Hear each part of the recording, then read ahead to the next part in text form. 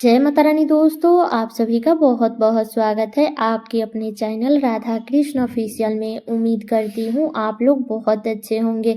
तो ये बताने के लिए कमेंट बॉक्स में जय माता दी जरूर लिखिएगा। तो चलिए दोस्तों, आज हम इस वीडियो में माघ महात्म्य के 10वें अध्याय की कथा सुनेंगे और लास्ट में बहुत ही सुंदर भगवान के भक्त की कथा भी सुनेंगे। तो आप लोग कथा पूरा जरूर सुनिएगा और कथा सुनने के बाद वीडियो को लाइक और चैनल को सब्सक्राइब जरूर कर दीजिएगा।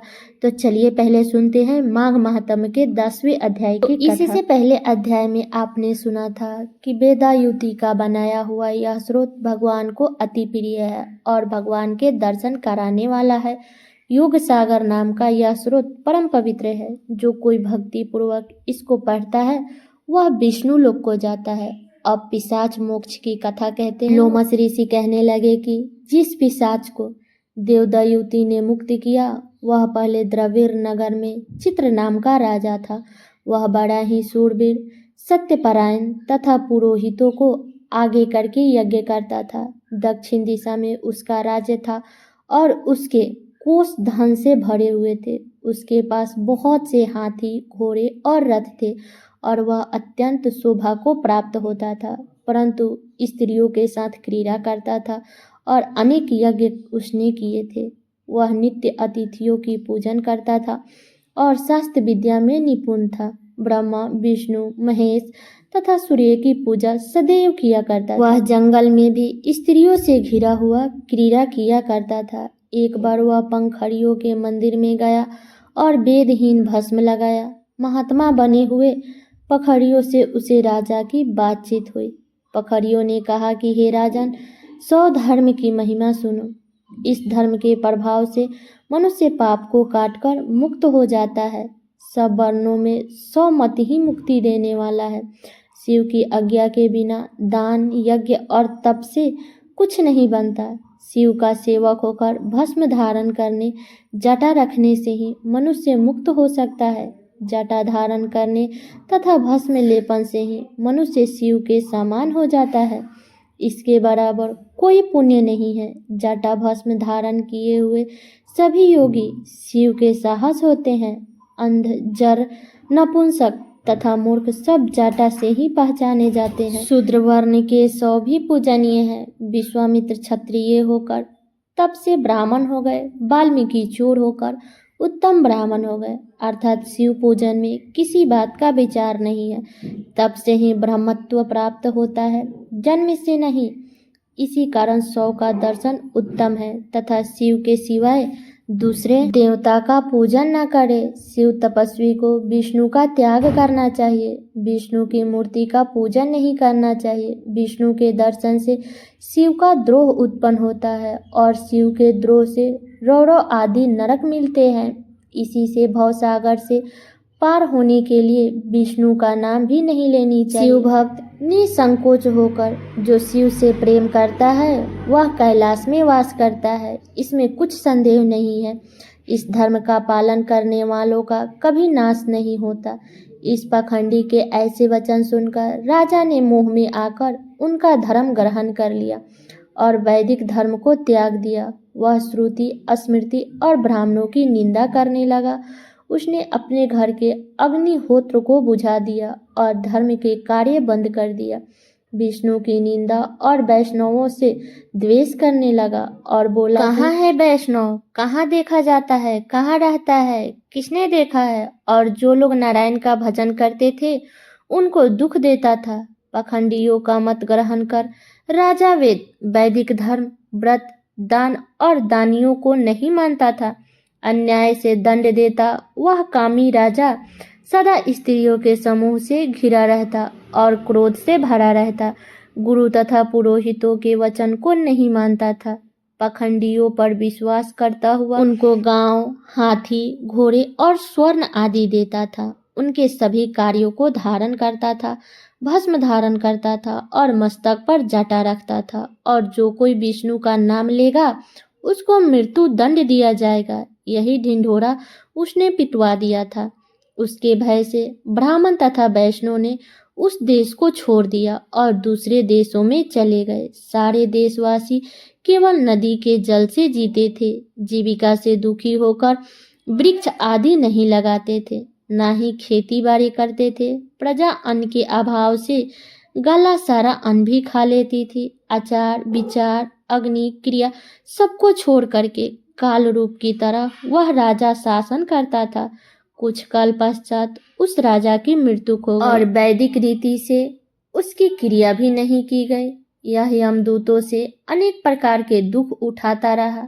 कहीं लोहे की कीलों पर चलना पड़ा, कहीं जलते अंगारों पर चलना पड़ा, जहाँ सूर्य अति तीव्र था और ना कोई छाया ना कोई वृक्ष था।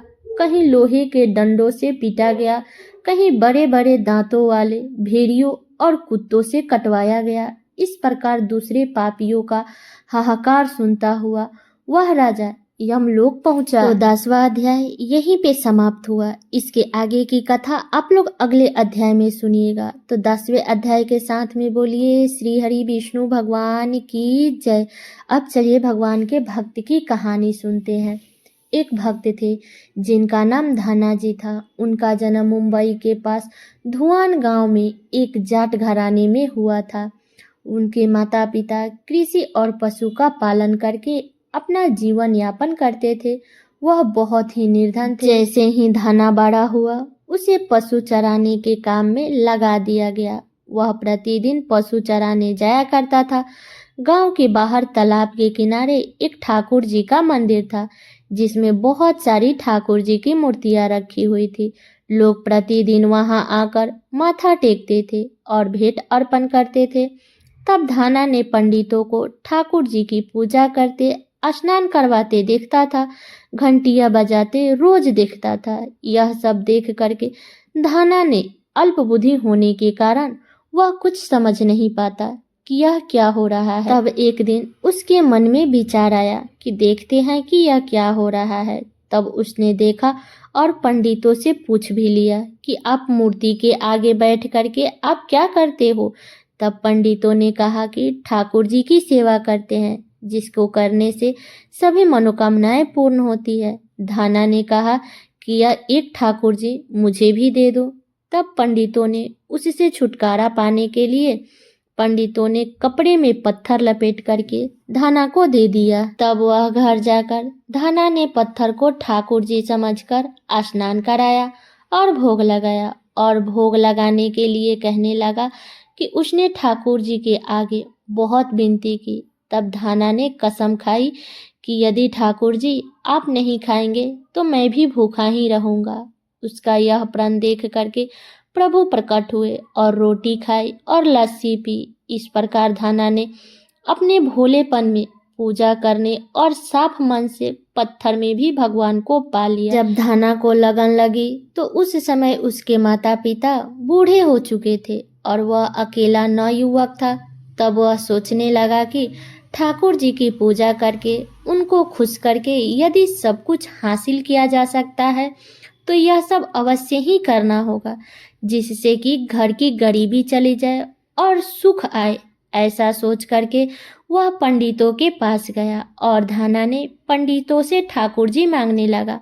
पहले तो पंडितों ने ठाकुर जी देने से मना कर दिया कि अकेले ठाकुर जी की पूजा तुम नहीं कर पाओगे, दूसरा कि तुम अनपढ़ हो, और तीसरा कि ठाकुर जी मंदिर के बिना कहीं नहीं रहते हैं और ना ही कहीं प्रसन्न रहते हैं।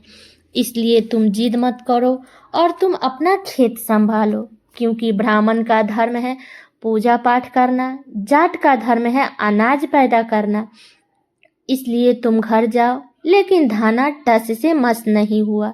अपनी पिटाई के डर से पंडितों ने जो शालिग्राम मंदिर में फालतू पड़ा था उसको उठा करके धाना को दे दिया और पूजा पाठ की विधि भी बता दी। जब धाना घर आया तो पूरी रात धाना को नींद नहीं आई और वह पूरी रात सोचता रहा कि ठाकुर जी को कैसे प्रसन्न करेंगे और उनसे क्या मांगेंगे। यही सोचते सोचते रात बीत गई। धाना ने सुबह उठा तो सुबह अपने नहाने के बाद ठाकुर जी को स्नान कराया और भक्ति भाव से बैठकर लस्सी, रिडकी और रोटी पकाई।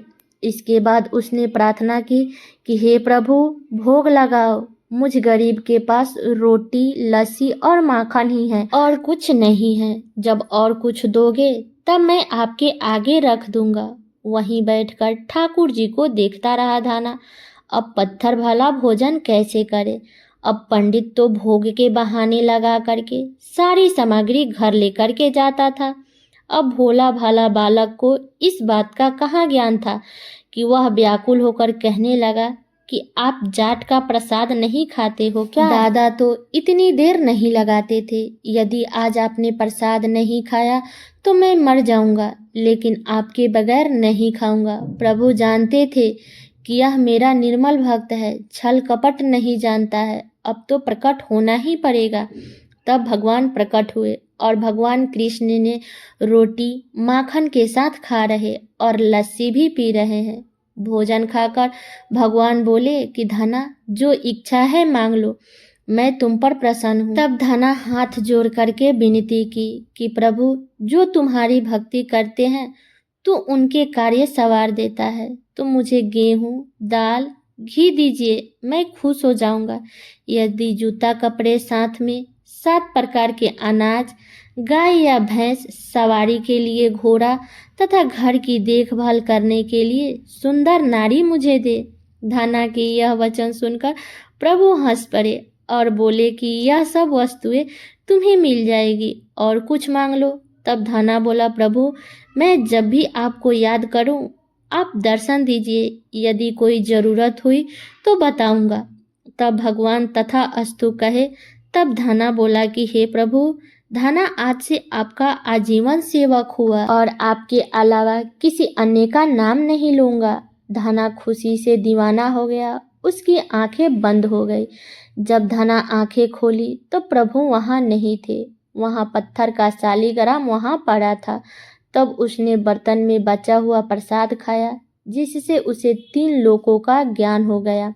प्रभु के दर्शनों के कुछ दिन पश्चात धना के घर सारी खुशियाँ आ गई। एक अच्छे अमीर घर में उसका विवाह हो गया। उसकी बिना बोई भूमि पर भी फसल लहलहा गई। उसने जो प्रभु से मांगा था उसे सब कुछ मिल गया। तब किसी ने कहा कि धना, चाहे प्रभु तुम पर कितना भी प्रसन्न क्यों ना हो, तुम्हें गुरु धारण करना चाहिए। और उसने स्वामी रामानंद जी का नाम बताया। एक दिन अचानक ही रामानंद जी उधर से निकले। तब भक्त धना ने उनकी दिल से खूब सेवा की तथा दीक्षा की मांग की। तब रामानंद जी ने उनकी विनती स्वीकार कर ली और दीक्षा देकर धना को अपना शिष्य बना लिया। धना अब भगवान के नाम का सुमिरन करने लगा। तो ये है भक्त और भगवान की कहानी। तो हे भगवान, जैसे आपने धना पर कृपा की, वैसे ही हम सभी पर अपना कृपा बनाए रखना। वैसे ही धन, संपत्ति, सुख, समृद्धि सबकी बनाए रखना। तो ये है भक्त भगवान की कहानी। तो ये कहानी मेरी यहीं तक का था। कैसा लगा ये कहानी आप लोग कमेंट करके ज़रूर बताइएगा। चैनल पे नए हैं तो चैनल को सब्सक्राइब कर दीजिएगा, वीडियो को लाइक कर दीजिएगा और वीडियो को शेयर कर दीजिएगा, ताकि हर कोई माघ महात्म्य की कथा और भक्त और भगवान की कथा को सुन सके। तो चलिए दोस्तों, मिलती हूँ अगले वीडियो में किसी नए वीडियो के साथ में। तब तक के लिए नमस्कार।